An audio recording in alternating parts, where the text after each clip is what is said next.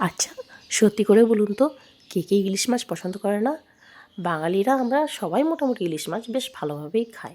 তার আবার যদি অফ সিজনে ইলিশ মাছ হয়, ওহ! জমে যাবে। তাহলে ইলিশ মাছের এই রেসিপিটা আমি কীভাবে বানিয়েছি চলুন আপনাদের সাথে শেয়ার করি। প্রথমে মাছগুলো ভালো করে ধুয়ে মুছে পরিষ্কার করে নুন হলুদ মাখিয়ে রেখে দেবো। অন্যদিকে দিয়ে দিয়েছি কড়াতে সর্ষের তেল। সর্ষের তেল ভালোভাবে গরম হয়ে উঠলে এই মাছগুলো দিয়ে হালকা হালকা করে উল্টে পাল্টে ভেজে নেব। খুব একটা কড়া করে ভাজার দরকার নেই, হালকা করে ভাজলেই হবে।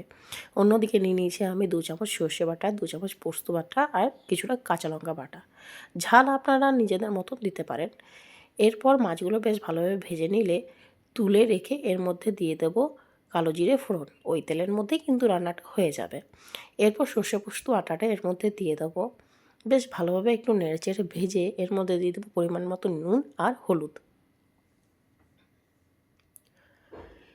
খুব বেশিক্ষণ ভাজার দরকার পড়বে না, জাস্ট হলুদের গন্ধটা চলে গেলেই হবে।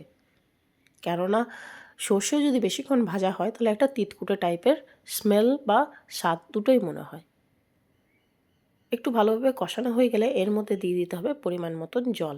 জল আমি খুব অল্পই দিয়েছি, কারণ এই রান্নাটা খুব তাড়াতাড়িই হয়ে যায়। বেশি জল দিলে খুব একটা পাতলা ঝোল হয়ে যাবে। জল ফুটে উঠলে এর মধ্যে দিয়ে দেবো ভেজে রাখা ইলিশ মাছগুলো। ব্যাস, একটু ফুটে যাক। নামানোর আগে 1 চামচ সর্ষের তেল আর গোটা কয়েক চেরা কাঁচা লঙ্কা দিয়ে নামিয়ে গরম গরম ভাতের সাথে মেখে খান। ওফ!